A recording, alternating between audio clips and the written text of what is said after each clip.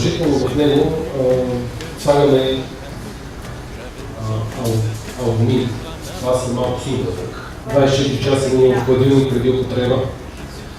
Ягодите трябва да са минали на кутер, но да бъдат с пудър на захар заедно и да бъдат пресяти, но не през ситно, най-ситното, малко по-едро.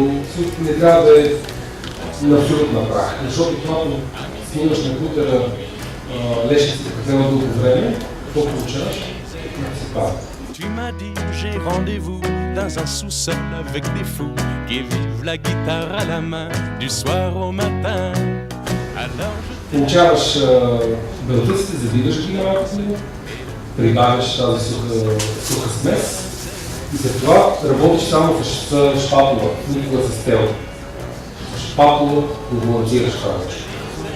В Ледогоре ще видиш, там използва тази смес да направи, пускате ни машини, като тия машини за древни сладки, които бълват милиони бройки дневно. Но там има пазар за бройки дневно. 114 градуса, без вентилатор е най-добре, ако можете. Бивате фурна без вентилатор е божествено. Френски макарон се е получил като грешка.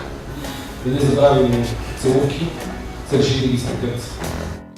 Hier soir, deux inconnus, et ce matin sur l'avenue, deux amoureux tout étourdis par la longue nuit. 114 градуса за около 4 часа, 4-5 часа, зависимост от фурната дали на бавна конвекция, без конвекция, на бърза конвекция никога. Но тя остава в сърцевината, остава леко влажна. Целувките се сушат над 8-12 часа, много дълго време, обикновено температурата бяха 110 градуса, стават се тестове, взимат се стебите за важни пещите.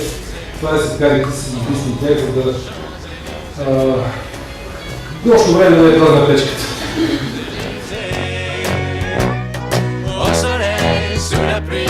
À midi ou à minuit, il y a tout ce que vous voulez.